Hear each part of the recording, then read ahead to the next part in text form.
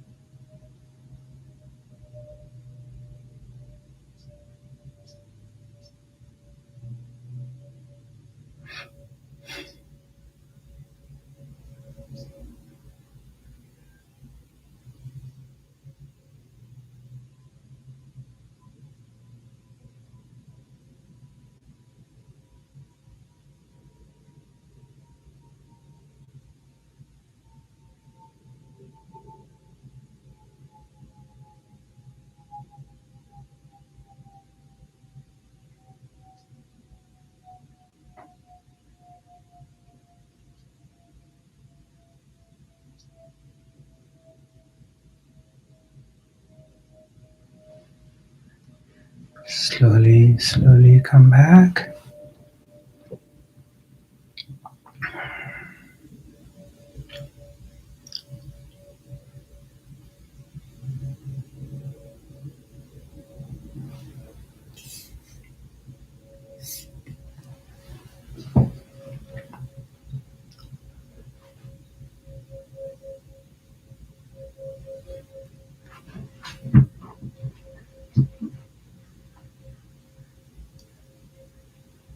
So here we are again, one more time.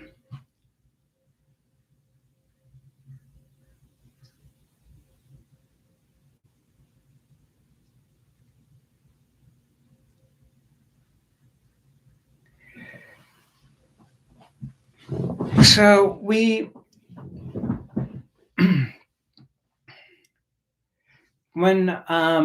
I read this book about Gautama Buddha, the way of Siddhartha, of how this man, who he was a prince, and apparently he was married, he had children, and he had everything in the world available to him, and I think from the tale says that his family was trying to uh, keep him away from any kind of visually seeing any suffering. So they had created this thing that everything that he viewed all his life up to this point was always eye candies. And of course, he was all taken care of. A lot of um, employees, servants that were at the palace taking care of him. So Siddhartha had not seen anything negative as far as visually experiencing anything bad or dark in his life. And when he gets the calling to something inside him awakens and is pulling him to get out of the palace. He sneaks out of the palace and he starts walking in the woods and the wilderness, and he keeps going till he comes across the first village. And then he sees some old people with gray hair. He sees people who were sick. He sees like maybe some people were dismembered. They have one arm or one leg. And he literally starts to see people suffering for the first time. And he'd never seen that. And obviously, after this experience, he goes back to the palace and he's talking to his family, and then he discovers that um, the world he was exposed to was very, very much sheltered, and it was designed for him to only see goodness and not see anything of the opposite. Um, so when the calling gets very, very strong, the inner calling, and the grace comes to your life and it calls you and it pulls you in. And Siddhartha uh, sneaks out of the palace and he renounces everything. He renounces his children, his wife, his family, and he goes in the pursuit of self realization. And the tale says that for 7 years he tried different things. Um, he became an ascetic. He tried for a very long period of time not eating any food. He was meditating, being in silence, torturing his body, denying any kind of physical pleasures or comfort. And as time went on, finally he came to self-realization and he awakened. And and today in Buddhism, they're talking about the middle path. So, but he renounces his family and all his belongings and his being a prince who he was going to become a king, and he let that go. He let everything go. Now, back to our situation today is so many of us has been called home, and we've heard the calling. And this process, when it starts to happen, and all these, now for a lot of us, this process starts to happen through some kind of shock treatment. Something strong happens in your life, and normally it's traumatic, and it wakes you up to a different reality. It awakens you to the path of the heart. It pushes you to transform and to switch from the head to your heart, from intellectual understanding to a deep knowing. And when this process starts to happen, quite often it's painful. It's not an easy, it's a metamorphosis, and it's very confusing. Uh, and also, as you're awakening to self realization, awakening to a higher consciousness, you're awakening to the fact that there is something out there more than what you can see and touch and smell outside of your five senses. And you're getting, some of you probably maybe have gone to India, to other countries, gone to the ashrams and sat with gurus. Some of you maybe never left and just been working on yourself locally. Um, Maybe some of you renounced everything and you let go of your family and friends and went after God. Maybe you didn't. Everybody's got a different situation, but the bottom line is that when this process starts to happen, and if you are growing up in a mainstream family, then there is conflict because you're changing and you're becoming aware of something which is beyond uh, the norm, and to your family you're becoming weird, or they're viewing you as there's something wrong with you. Definitely that was my situation. I mean, I can only speak for my own situation and a direct experience that I've had. And even today I can see, like, no, after all these years that being on the path, um, it's still at times is very, very difficult to relate to a all the straight friends I have or family, because they very much believe the world that we're perceiving and the world that we're living in, that it's real.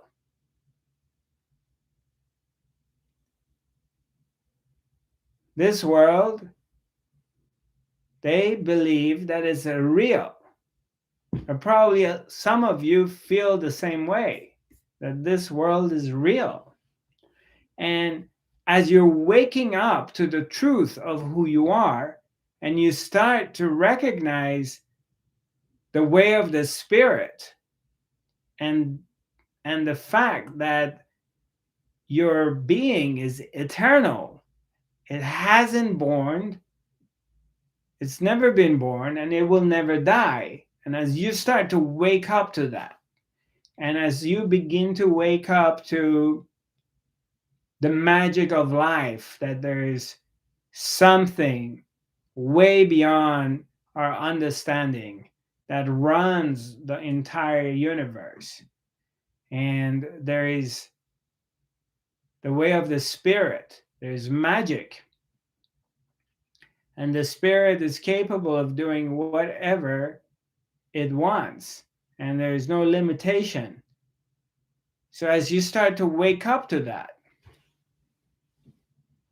and noticing that there's another reality, because you're feeling something, something is really calling you, and it's different than the ordinary world, because you start getting bored from, let's say you're hanging out with your spouse, you're hanging out with your parents, your friends, and all they talk about is economics, politics, the weather, how bad is the traffic, how um, bad is other countries doing, or what they're doing, or China is doing this, or the Arabs in the Middle East having a conflict with the Israelis, and they're talking about these things, or what's going on in the country with the economy, with the COVID, especially right now, COVID. And it's all about that all the time. There's no talk about the spirit.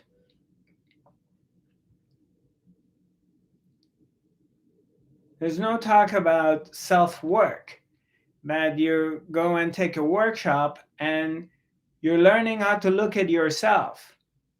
You're doing a workshop and you're self-observing, and you're digging into your own fears or your own traumas, digging into the kind of things that triggering you and making you jealous, making you angry, making you fearful, making you react in a certain way, the way you're handling money, the way you're attached to your belongings, and as if somebody wants to take a little something away from you, all of a sudden you're panicking, or somebody wants to change something in your home, you're all freaked out because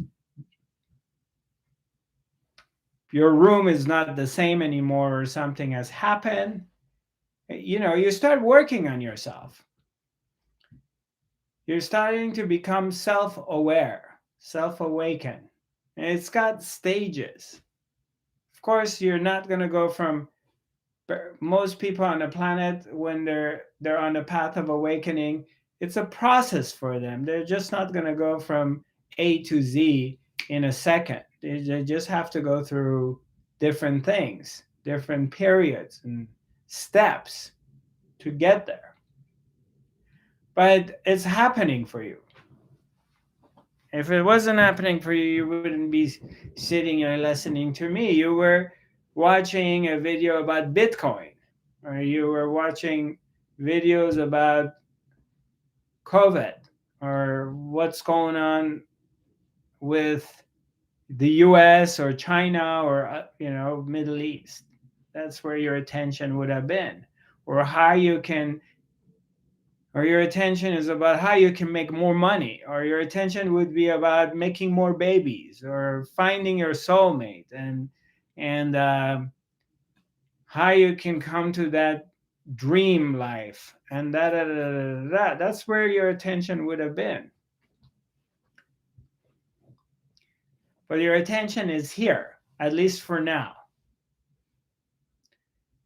So let's say you're married, and your husband, your wife, is not into the spiritual world, and you're going through this self-awakening process, and what happens is you start finding yourself more distant from your partner. You're the two rivers, or let's say this is one river, and all of a sudden the river splits, and the water, one river turns to two, and there's nothing you can do about it. This is what's happening. And you're living with somebody under the same roof, but they have zero interest in what you're doing. They don't understand what you're doing, and quite often they make fun of you. They find you're weird. And so there's conflict, there's tension there. And a lot of times when you enter into spiritual world, you're going to get into feathers and crystals and rattles and incense. So Die Hard t-shirts. Anyway, you're going to seminars, workshops, you're following different people. So, and your partner who's in the straight world, and they think in the box, they don't understand what's going on with you. So tension starts to build up.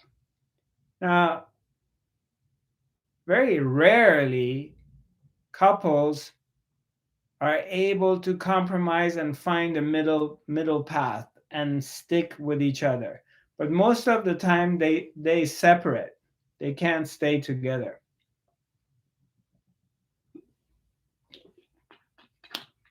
Life takes them in a separate way because you cannot relate to each other. It makes it very difficult. Same thing with parents. If you're younger and you're going through this self-awakening process, and all of a sudden you're the weirdo in the family, and your siblings, your parents, they're wondering what's wrong with you, or they make fun of you, or your classmates making fun of you. And so you basically become a minority in a way, and you have to hide it. You have to hide what is going on because you would be mocked. People will make fun of you because you're weird, because you're not like everybody else, because you're not excited going to watch the football game and drink beer and pizza and scream. You want to go and meditate, or you want to watch a video about self realization, or you want to become a healer. And they make fun of you because, oh, becoming a healer is, you're not going to make money and it's worthless and you're wasting your time. You have to go to engineering school or medical school or law school. And that's a real job. What you're doing is bullshit. So I can't tell you how many times I've been ridiculed, put down, made fun of by my family. And I love them very much, and they love me very much. But in the first maybe 15, 20 years that I was on this path, they couldn't understand. They still don't understand, but we have gone beyond those things because it's been very clear to them that obviously I'm doing something right. So they don't understand it, but they respect it. So what happens is the deeper you go inside yourself, the deeper you come to realization. A part of it is you have to face things within yourself that you don't want to look at.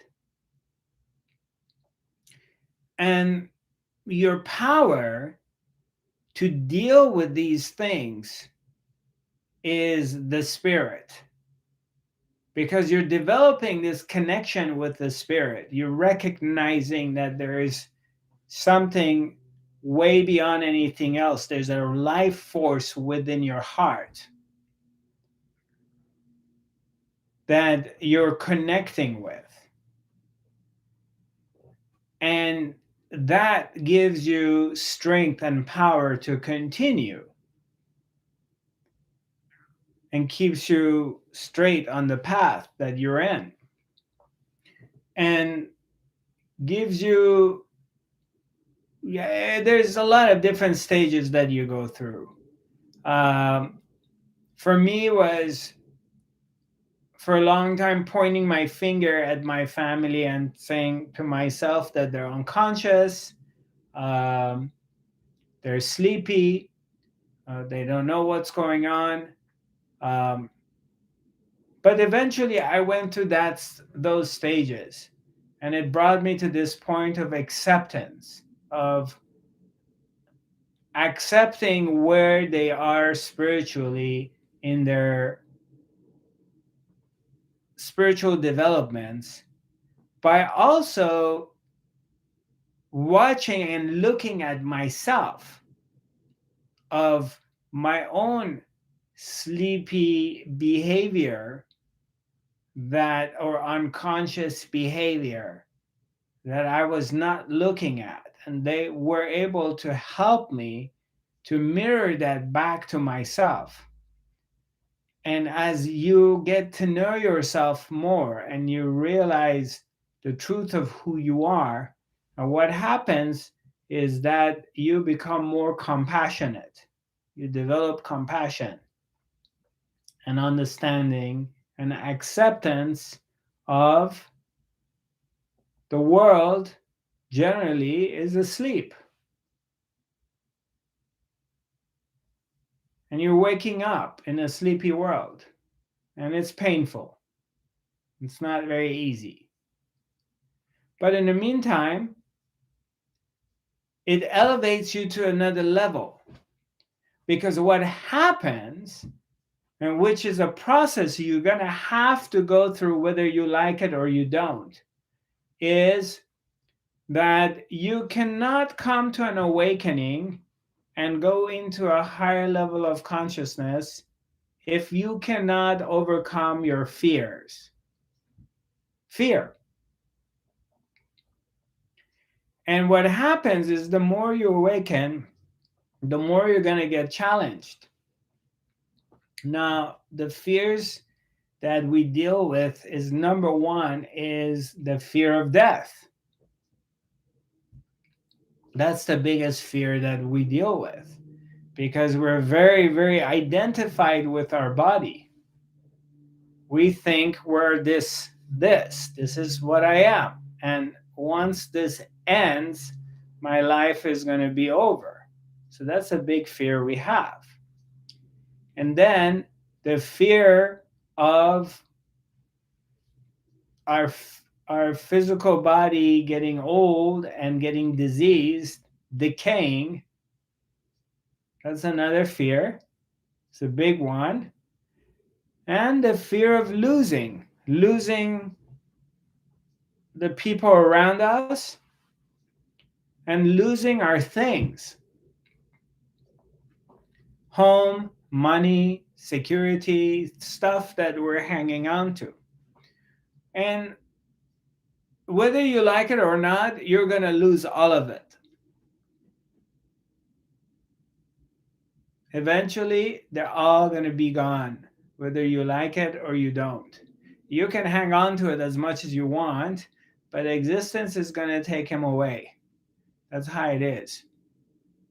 Or you're going to be threatened to lose it. That's the way, because none of it is real. It's all an illusion. So you're going to have to deal with it. But anyway, this fear that we're dealing with is also being mirrored to us by our family, friends, the relationships that we have, because they are sharing the same common fear with you. With the difference that if you're lucky and you really work on yourself, if you're sincere and you're really dedicated to the path, you will rise above the fear. The fear is always going to come and go, but you rise above it because you realize that the fear that rises inside you is just another emotion. And although at times it may be necessary, but you realize that at one point, I got to let go of this body. I got to let it go. At one moment, I have to let go of my partner because your partner's going to die at one point. You got to let him go. At one moment, you got to let go of your children because they're not really yours.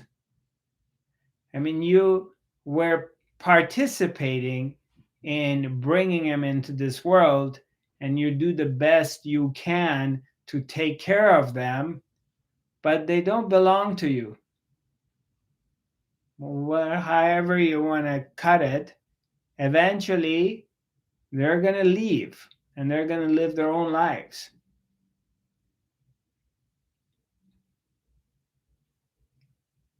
Your parents, they're going to go. So your belongings, as much as you want to hang on to them, some of us experience in this life that we lose everything. It happens every day. So it's better to begin while you have time to develop these qualities, to develop a quality of letting go, than hanging on to them, and life forces you to do it. It's better than and I'm not saying like tomorrow you're going to go give your home away to someone else. That's not what I'm saying. Or tomorrow you're going to leave your family and walk away. No. It's got to be done inwardly. You have to work on yourself within. that you become okay with it, that if it's not there anymore the next day, you can continue your life. Mentally, emotionally, you have prepared yourself, that you let go. And as you let go internally of whatever it is, and we're talking about relationship, as difficult as it is, the more you work on it, the easier it becomes. I'm not saying it's an easy thing, but you are working on it. You're recognizing it. You're recognizing that none of it is permanent. None of it is going to be here all the time. It's all going to change from one moment to another moment.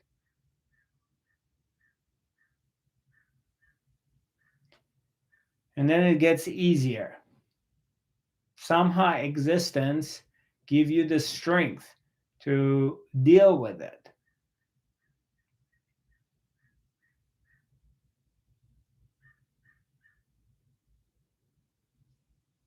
But you have to understand that none of these things are yours. You're just traveling through it. It appears to be yours, but it's not yours. None of it, especially your relationships, your children, your parents, your partner. They all come in your life and they go. They're not yours. You get to experience it in the moment, but they don't belong to you.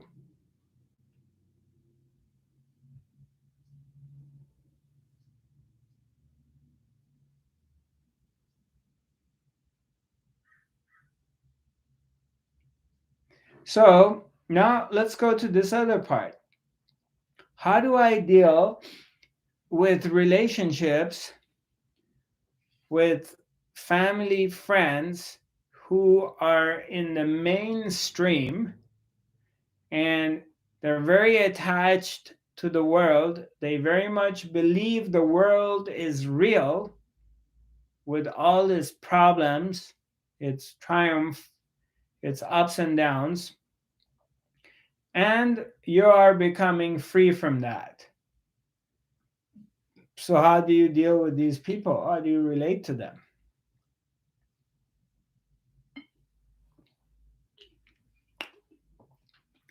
Obviously, you cannot tell them about this because they don't understand what you're talking about, no matter how hard you try. So, don't even waste your time. So, the way it works is because you have come to a higher level of consciousness, you have to view yourself as the adult. And it doesn't matter how old are these people. I mean, the way I look at it with my mother and I look at it with my brother and some of my family that they're older than I am, I don't look at them that they're older and they're wiser. In some ways, yes, it's true. They're older and wiser. They've been on the planet longer. But spiritually, they're like children. So I can't judge them as you can't judge a 6-year old, a 9-year old, because they're not developed yet. So you can't judge them and make fun of them and tell yourself that they're unconscious or they're stupid or they don't get it. So the way I deal with it is I see them, I see where they're at spiritually, and I look at them like if they're kids. I don't talk to them like children, but that's how I view it. So then I don't judge them.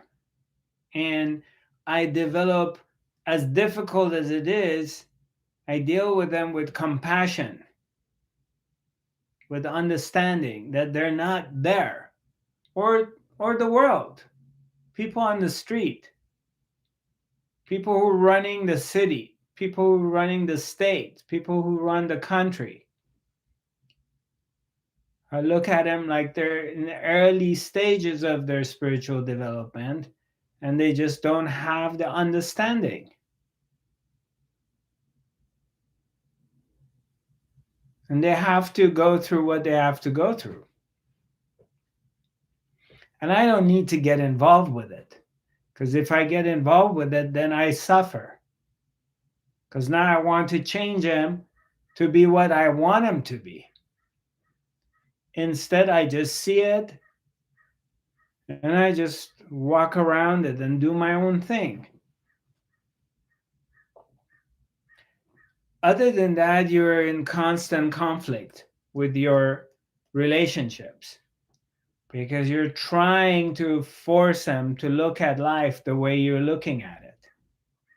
And all you do is you're creating issues for yourself instead of seeing people acting unconsciously and just simply having compassion for them and wait. That's all you can do. Hopefully, at the right time, they wake up and do your own thing. Learn to do your own thing.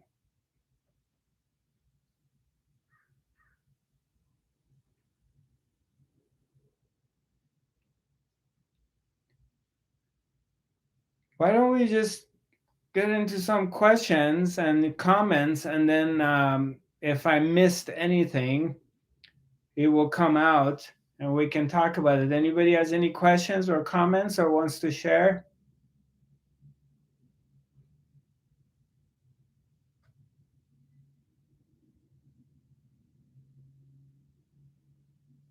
Anyone's going through any kind of like conflict or challenges with your family because you come to the world of the spirit?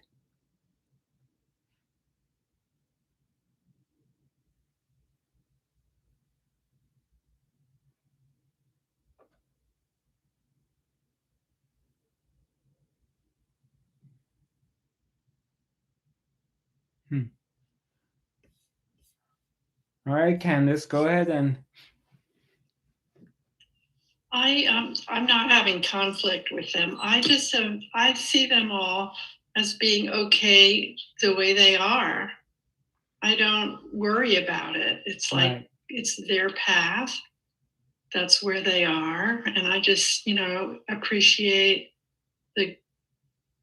love them and appreciate them how they are. Beautiful. Yeah. That's exactly what I do. I recognize that if I put my judgment of our differences aside, so I'm not judging my family, then I can love them and accept them for who they are, exactly like what you just said. And all of a sudden, I've noticed that my relationship's changed. It's a lot deeper and stronger than ever before. Yeah, I've noticed that too. Yeah, and that was something I needed to learn about myself.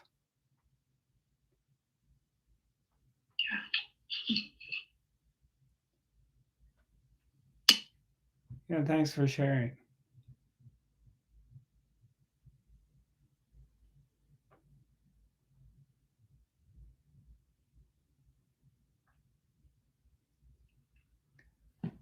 Go ahead, Karen. Yeah.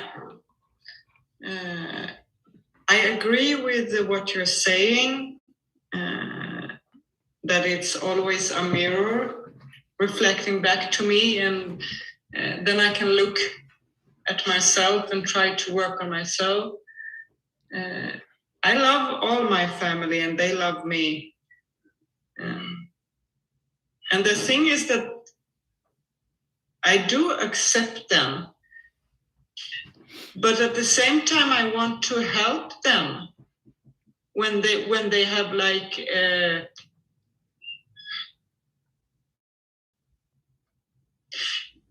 sometimes they don't see their own behavior or their own unconscious behavior. So I want to mirror it to them. And also if they are suffering, I want to help them. Okay. And does it work?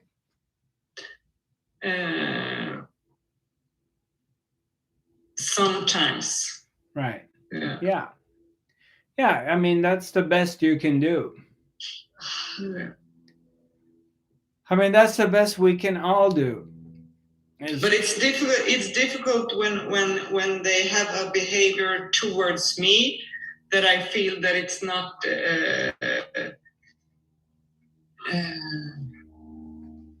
It's not a nice behavior towards me.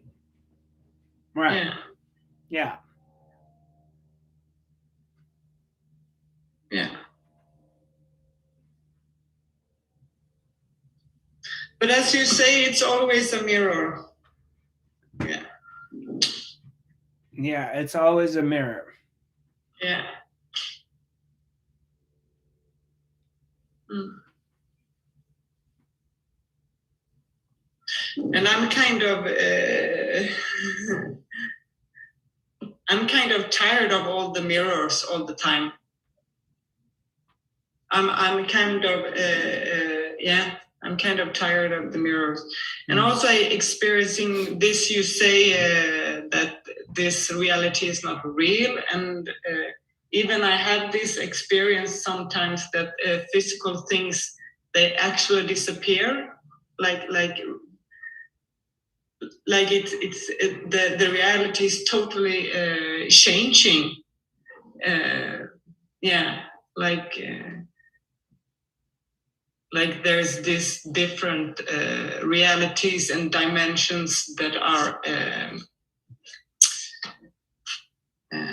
here at the same time, right? Right.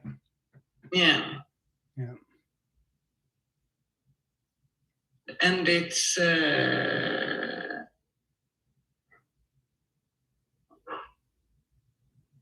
and it is frightening to go in and out through these different dimensions and realities, right? Because sometimes it can be very dark and scary. That's my experience.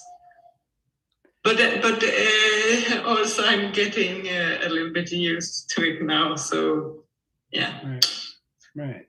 Yeah. Cool. Thanks for sharing. Yeah.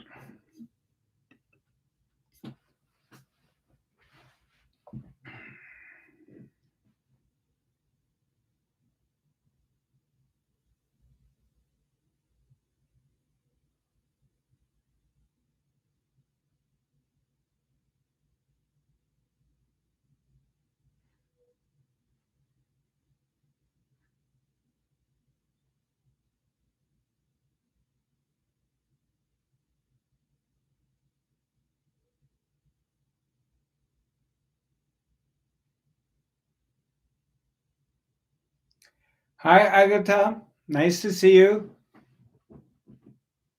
Nice surprise. You still live in Hamar? Yeah. Yeah, still living there? Yeah. Hi, Shadi. How was Sedona? Are you still there or you're back? Hey, no, I'm on. We left Sedona. We're making our way to LA now. Oh, you're coming to LA. When are you going to be in LA?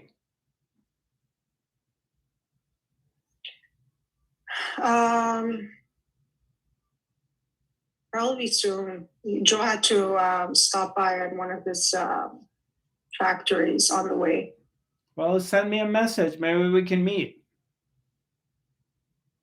Sure. Yeah. I'm not sure where I'll be, but you probably know the area better. So if we make Well, it, send me if a we can make message it happen, if I'll we let can. you know. If we can, we say hello to each other. Okay. Sounds good. I'm here for another 12, 13 days before I leave. I'm leaving soon. So I was going to leave next week, but I'm going to leave probably around 28. I'm going to go back to Mexico. So we'll see what happens. Yeah, that's fine. Sure, I'll let you know. Cool.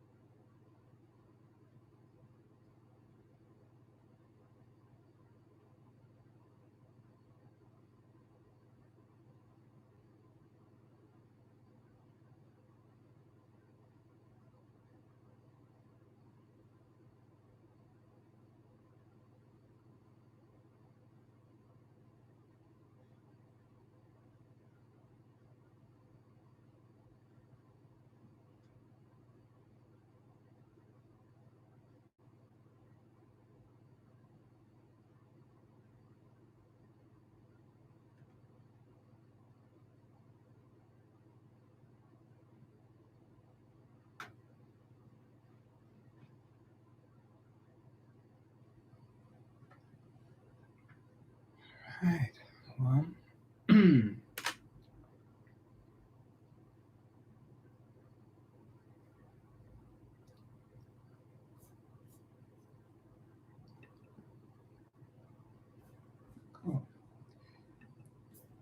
All right. So if anybody has anything wants to share or ask a question, you're welcome to.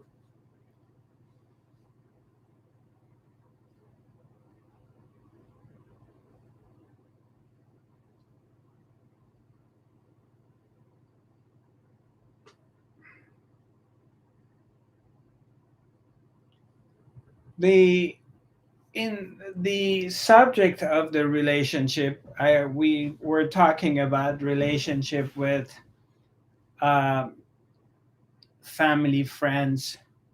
We're basically talking about the topic is really about not relationships with uh, people who are in the conscious world. We're talking about you being on this path and relating to your family friends who are not in a conscious world. So this is the topic of this week. But I also have to add one other thing is that there's really in life one relationship, and that's all there is. And that relationship is always with the self. Even if you're in a romantic relationship with a partner, you're always in a relationship with the self. If you go really deep in it, and I'm not talking about psychology or therapy and working out things in relationship stuff, I'm not talking about that because it's limited and it's missing the very essence of the truth of the relationship. So that stuff goes into a lot of blah, blah, blah, which is okay and necessarily, but it's not the bottom line. The bottom line is that there's only one relationship. That's it. You're always in one relationship in all of your life. And that relationship is with the self. Everything else is a byproduct of it. Everything else is a mirror of it. That's what it is.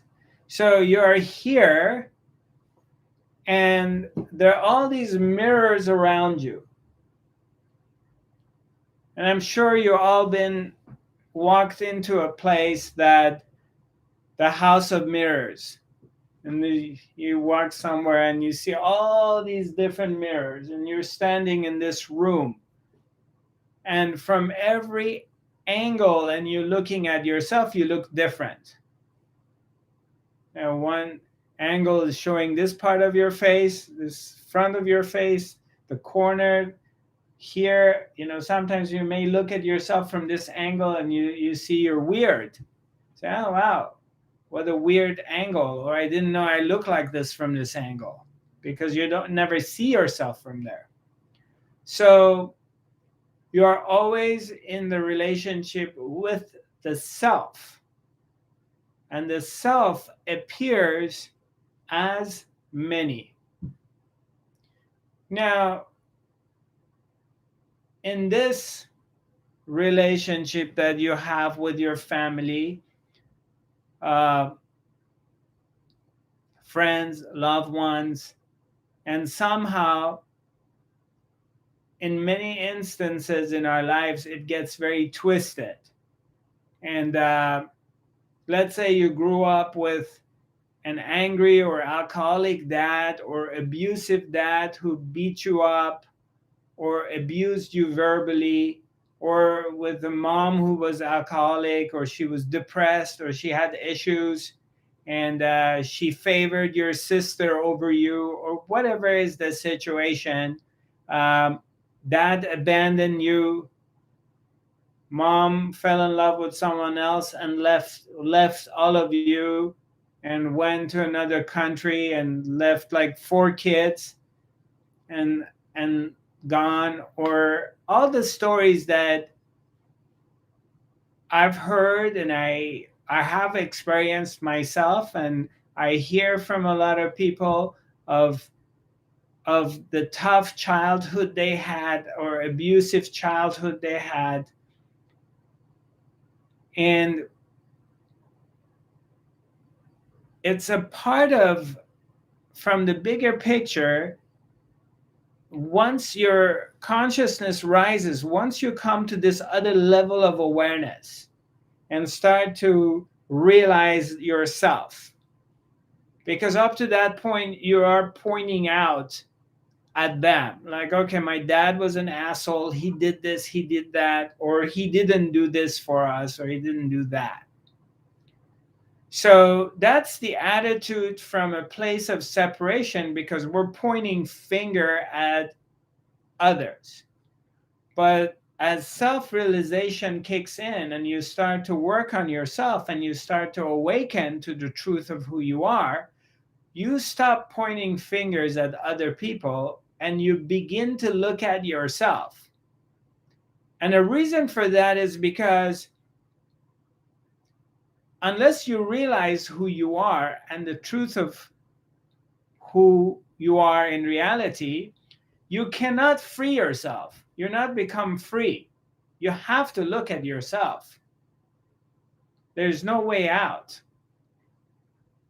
Self-realization, self-awakening means you're awakened to who you are.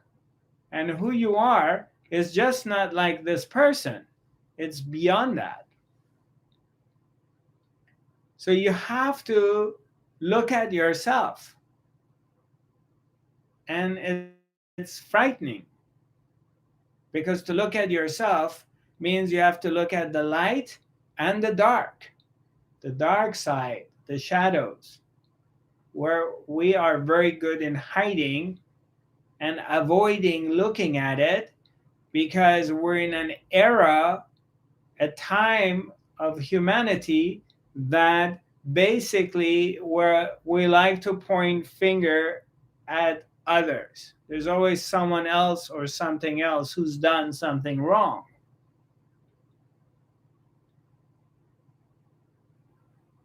So as you start to look at your own self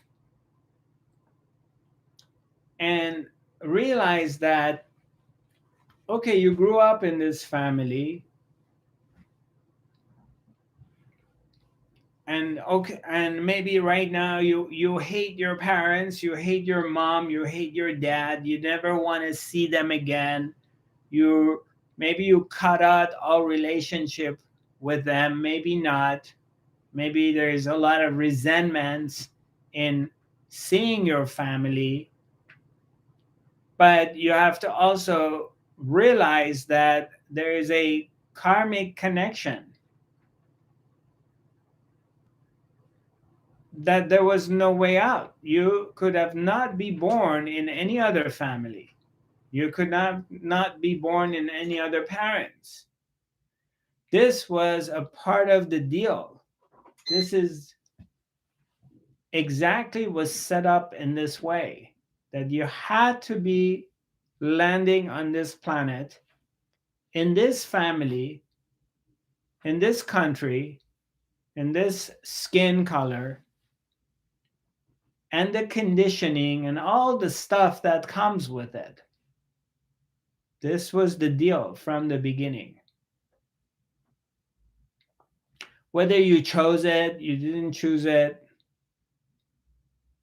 you can cut it any way you like. But if you are in this situation, which normally we don't look at it, normally we don't go examine our relationships with our family and siblings, unless it's screwed up, unless we've been hurt, unless there's been some trauma. Otherwise, you don't go examine it. And whatever has happened. So now you're digging into it and you're looking at it. So what happened for me was to come to understanding and acceptance of I had to be born in this family with their shortcomings and their fears and all the stuff that is screwed up in it, with their love and laughter and caring and their excessive craziness. I had to be born in it. And I had to learn different things through these relationships that I had, whether it's family or friends, lovers, of them mirroring back to me of where I am or where I was. They mirror it back to you.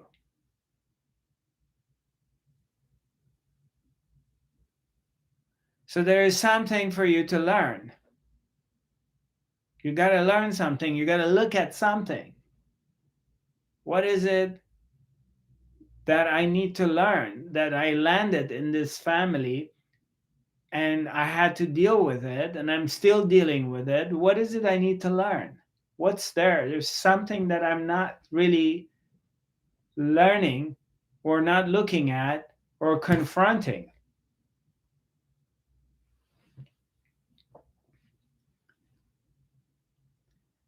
So if you dig into it and you're really sincere and you're really paying attention and looking, you will recognize things.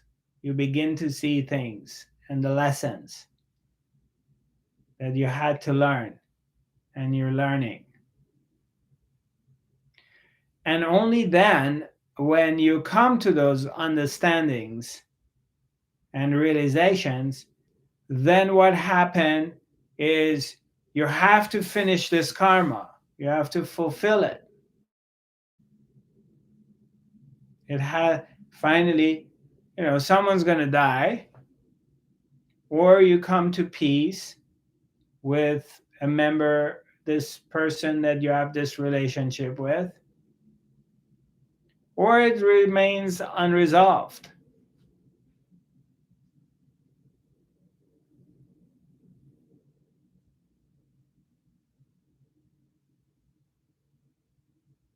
And somehow you're going to have to repeat it again. And it's interesting because quite often when you don't want to deal with somebody, it leaks into another relationship. Somewhere else is going to reappear in your life. Am I making any sense? Are you here with me? Or are you checked out? Yeah, you're here. Good. Cool. Any comments, questions so far about what we were talking about?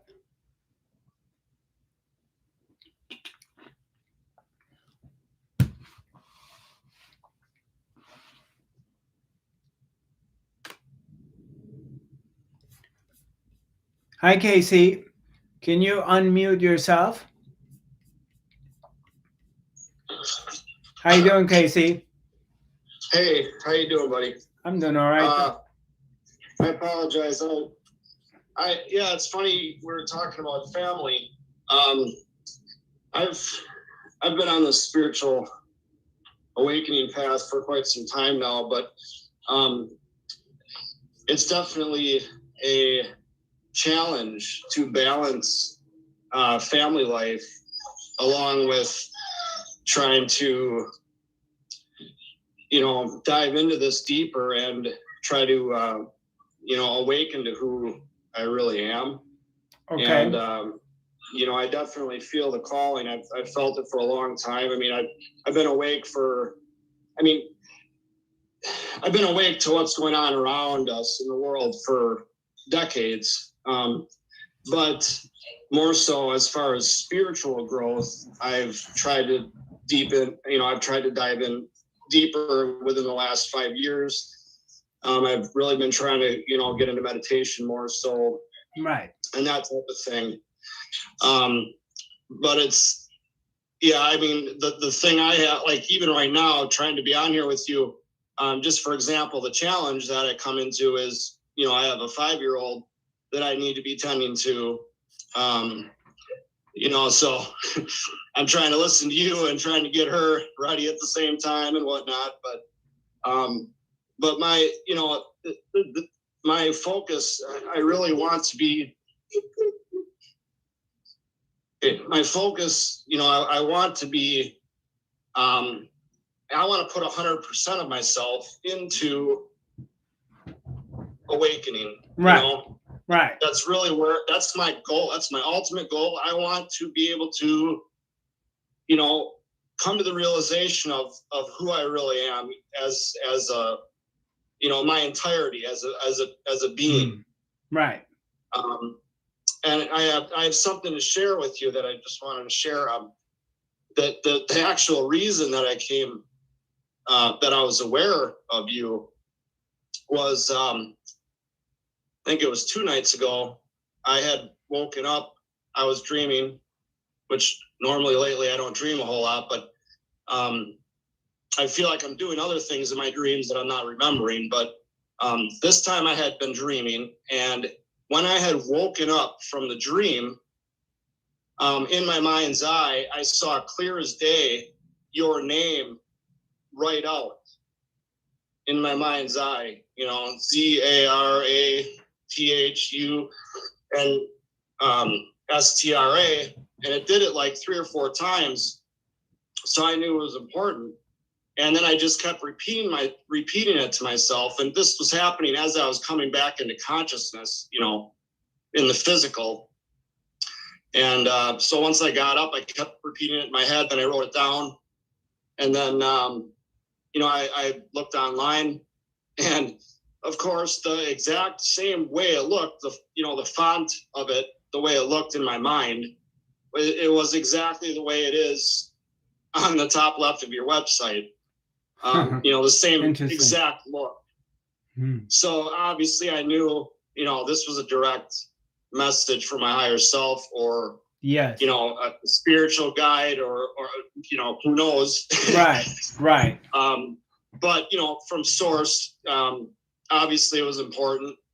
And so I felt that extremely strongly. And that's, that's why I'm here right now. I mean, I've been trying to be involved with other different spiritual groups and so on, but I thought that was extremely profound how that came to me like that. And, I'm so grateful to be here with you and all of you. And, I just want to awaken to who I really am. Right. Beautiful. I want to come to the realization of my entire being. Right. My higher self. I want to be one with that. I want to experience Christ consciousness, Beautiful. Yeah. Well, we're very happy you're here with us too. Where are you located? I'm in Wisconsin. Okay. West Bend, Wisconsin. Okay. Right. So here's a couple of tips to help you out. Is that, first of all, what you're doing right now with your 5-year-old, that is spiritual practice, spiritual work, because you're serving. Right. It doesn't look like it, okay? And at times maybe you don't feel like it. Naturally, like anything else, even though you love your, is it a boy or a girl? Girl. Yeah, I have a 12-year-old son, and then I have a 15-year-old daughter as well. Okay. So I had 3 children. Right. And then I had 2 others that we had problems with. But right. So what you want to do is you want to turn the poison into the medicine. Means that it's just a shift of your perception, that what God wants you to do right now is to serve your children. Whenever you're doing it is exactly what existence wants you to do. And you can look at it as spiritual practice. Yes. That is a part of your karmic path, is taking care of them, even though maybe there are moments like your buddies may call you and say, hey, come on over, let's drink beer and watch football, and you have to take your 5-year-old to kindergarten, or you have to babysit and you don't feel like doing it or whatever. Naturally, you want to look at it that, okay, God wants me to serve right now, and this is a part of my awakening. Yes. That's so you just shift it from thinking, oh, what a drag, I gotta be doing this. I'm not saying that's how you think, but I'm just Right. right. This is a part of my journey. So then all of a sudden the mind doesn't go crazy. And another thing is that it doesn't matter what you do, Casey. Whatever you do, you cannot be off the path. And if you just use this example that somehow existence started to bring this vision of this name Zarathustra, and then you end up here, that by itself is a very strong indication that your higher self, your inner being, is guiding you. You're being guided. Absolutely. Yeah, even though at times it doesn't appear to look like that. You know, Yep. let's say all of your buddies are going to go to this ayahuasca ceremony, and you have to stay home, or you have to work or take care of your family. And you say, damn, you know, I want to develop myself. Don't worry about it. It's God is developing you in wherever you are with whatever you're doing. Even though it may not look spiritual. So you want to trust in that. Yes, absolutely. Yeah, I agree with you 100%. I mean, I think I do fairly well with that. You know, I look at pretty much everything I do with it, you know, with, you know, a positive outlook on it. And I realize that, you know, there's a reason why I'm doing what I'm doing. I guess my point was, you know, and I'm extremely grateful for my family. Yeah. I'm so blessed. But yeah, I guess the point is it's just, you were talking about family, and it's sometimes it's hard to balance, you know, family and, you know, 3D responsibilities with the, you know, trying to, you know, integrate the 5D concepts and, you know, expand, you know, because obviously I create, you know, like that takes time and effort and devotion. And so I've been trying to work on that a lot more. I've been trying to do a lot more meditations and that type of thing. But I'm grateful, so grateful to be here. I'm grateful that I got that, you know, that I received that message. I thought that was so profound. So it's incredible. It's really a miracle. Yeah. You know, I mean, the miracle of life. It's not like just Moses opened up the ocean and the Hebrew tribe went through. The fact that all of a sudden, out of nowhere, your higher self popping this name, and then you land in exactly the right place right now, it is a miracle. I mean, maybe next week you're watching another teacher or you're connecting with someone else. It doesn't matter. What matters is that something from inside is guiding you. So you're exactly at the right place, my brother. Thank you, brother. So when your mind comes and tells you like you're not doing enough, you need to be more focused, blah, blah, blah, blah, just don't go into this head trip. Just know that your inner being knows the speed that they're taking you. I say they, but that's the way I say it, is you're being guided and you're being carried at your own speed. Everything will come to you at the right time. Just trust that. Trust that. Perfect. Yeah. Thank you so much. And brother. you're always welcome to join us. Awesome. Yeah, pop in and pop out whenever you can. I will be here with you. All right, great. Appreciate it. Yeah, nice meeting you, Casey. Nice meeting you. Yeah.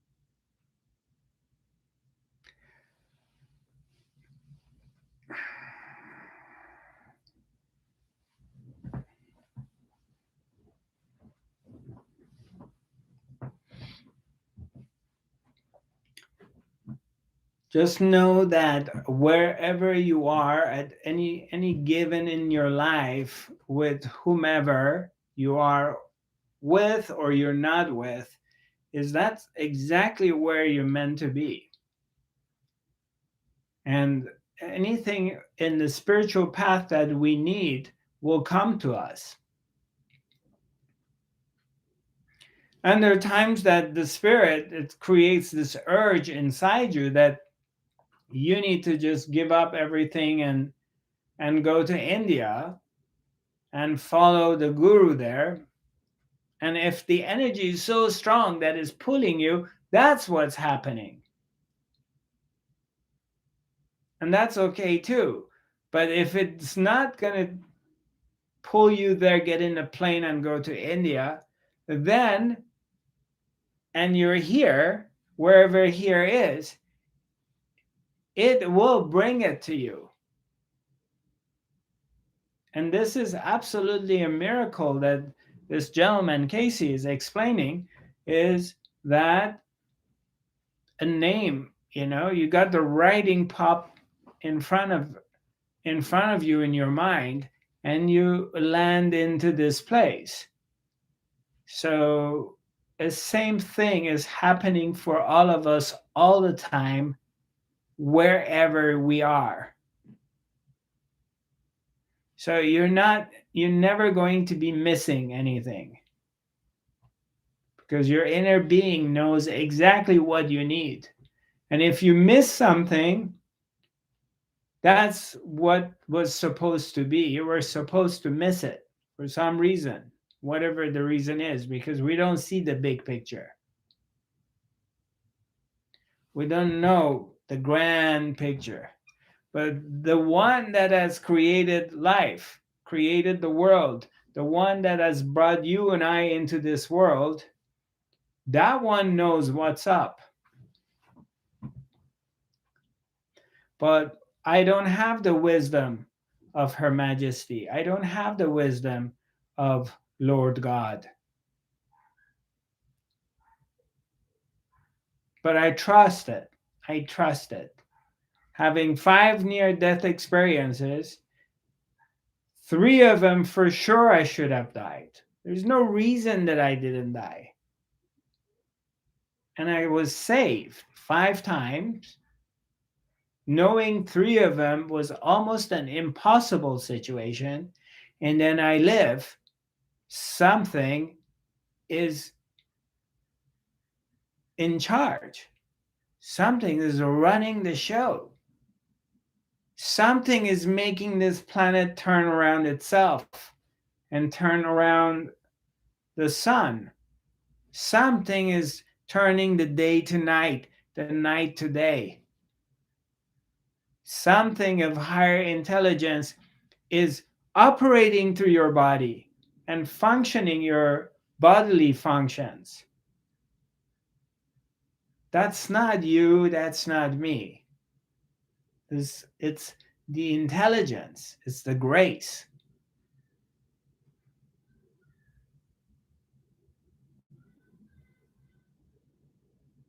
We have to trust that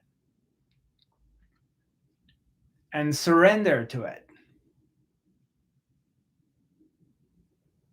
And fulfill your karmic path, whatever that is, finishing it up with our family and friends. Sometimes, yeah, some of us, our path is to leave our family, friends, and walk away. But a lot of us are stuck in it, and you have to deal with them. You have to deal with your relationships all the way to the end. Hi, what a cutie. What a sweetheart. I'm looking at Casey's daughter. She's so cute. So she's very cute. Anyway, yeah, for me, it was a blessing because I was in conflict with my father for a long time. I was angry at him. He was bugging me. It was like this conflict, especially I felt suffocated with parents who were all over me all the time. I felt they were very controlling. They wanted to know what I'm doing, where I'm going, what I'm eating all the time, continuously putting this heavy burden on me that why I'm not calling him, why I don't go see him. So I always ran away. I went to a different city. They would follow me to wherever I went, and then I would just find an excuse and move somewhere else. So it was like this suffocation, really suffocated. And then putting this guilt trip on me that, oh, you don't love us, you don't care about us, you don't call, you don't come and see us. So, and it's still going on. It has not, it's not finished. There's this pressure. And when my sister died in 2004, what happened was I'm hanging out. I put more time spending time with my dad. And there were moments that the story between me and my dad was not there. And it was only space between us. And we would get into this periods of laughter. We've been laughing a lot. We're really grooving with each other. We're having fun. And I realized that I can put my judgment about my father away, of however he is, however he dealt with my mother, however he eats, however how he gets nervous and is controlling with things. And if I put this story away, then I can meet him in this unified field of love. I can meet him in the love. And that's what exactly happened. What happened was I was like, okay, you know what, Zarathustra, you're the spiritual one. You're the one who went to India. You're the one who's gone to a lot of workshops, put an enormous time of in workshops, sitting with gurus and healers and all this stuff. So you're the one who worked on yourself, not your dad. So you're responsible.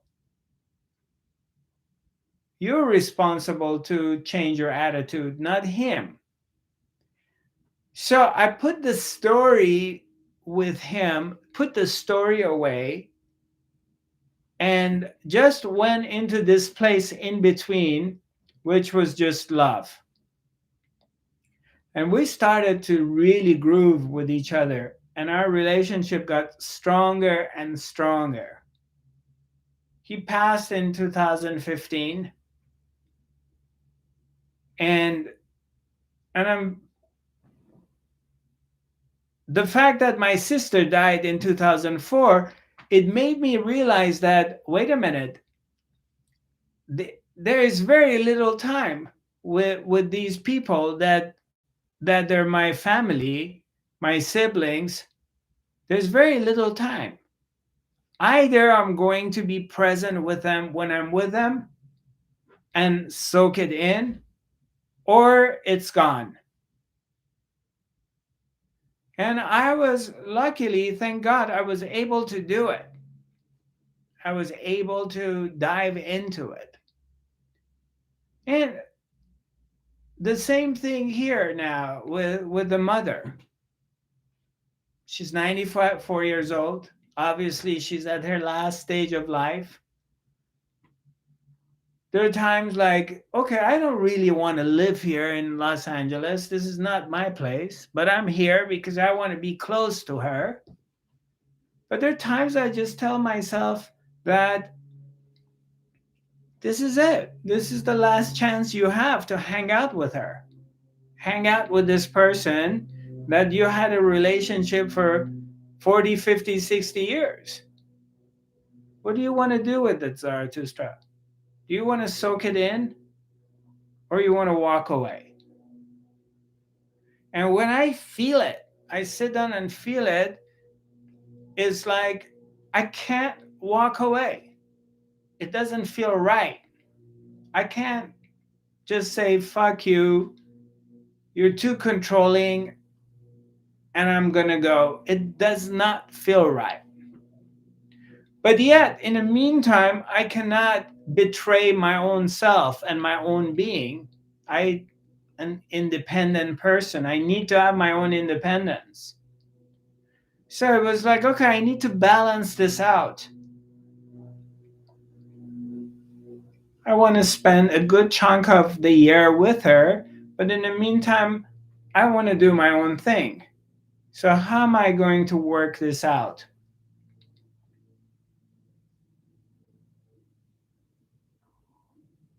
Until it's over.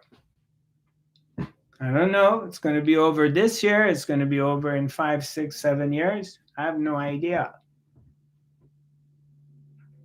So, but sometimes some of the relationships with you can walk away and cut it off forever.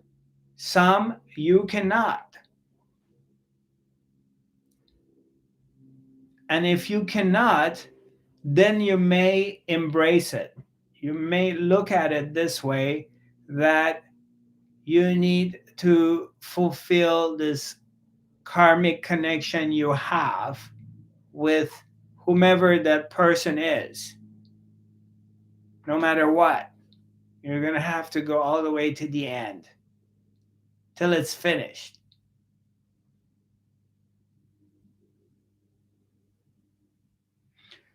I was talking to a very good friend of mine. His dad passed away last weekend at age 92. They had a very tough childhood with each other. He was beating him up and was very abusive with all the 4 kids, especially the first 2, 3, and really traumatized. The dad traumatized the kids, and my buddy, he was working on himself. He did a lot of therapy, took workshops, did a lot of self-work. And in past couple months, he pretty much left his business and family and spent a lot of time with the dad. And the dad was terminal, but even though towards the end he was dying, he was still abusive towards my friend. And my friend and I, we talked on the phone a lot. And he would call me and tell me, like, it's driving me crazy. They call me at 3 in the morning. They tell me, come on over. You got to come over and check on your dad.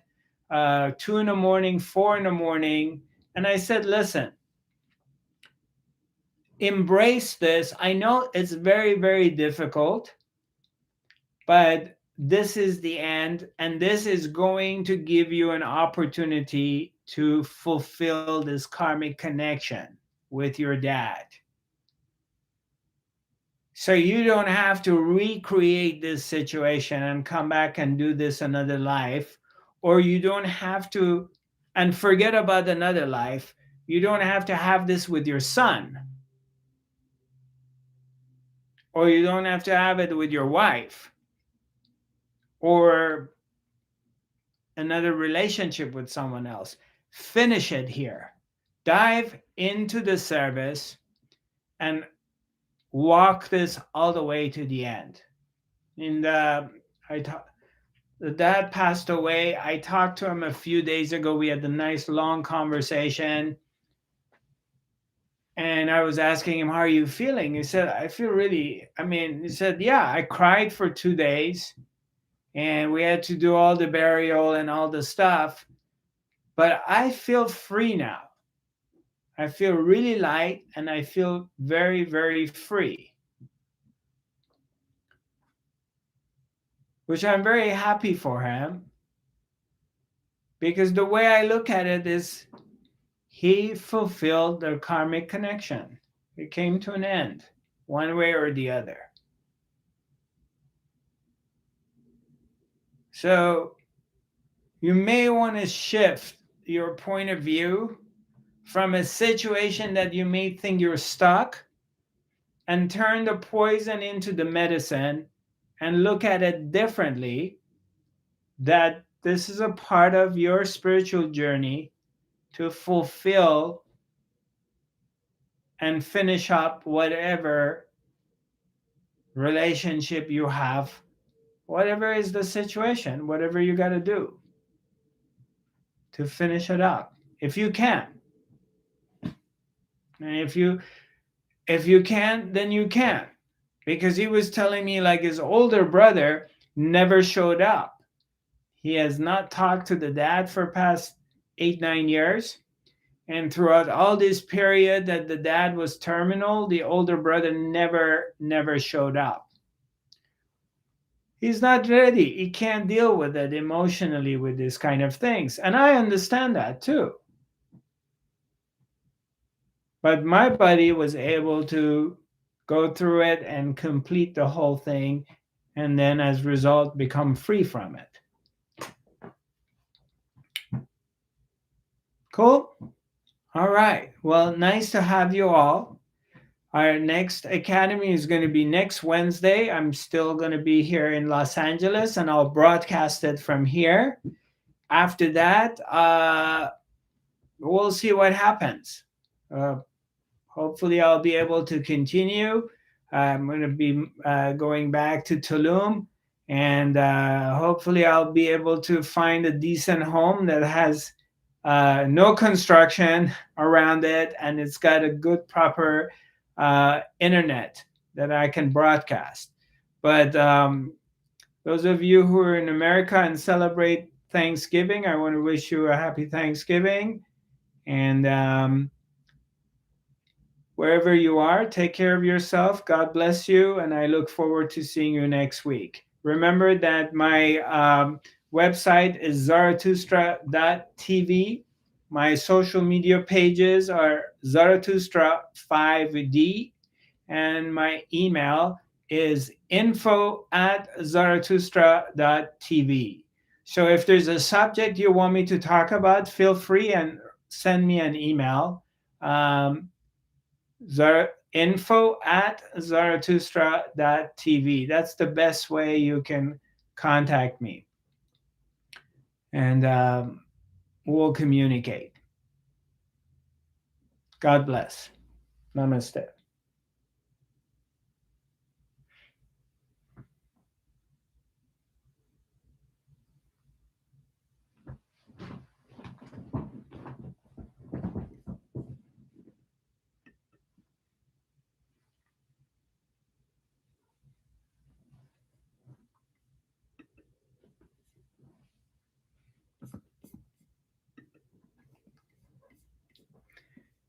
For those who've been viewing this on YouTube, thank you very much for joining me. I look forward to seeing you next week.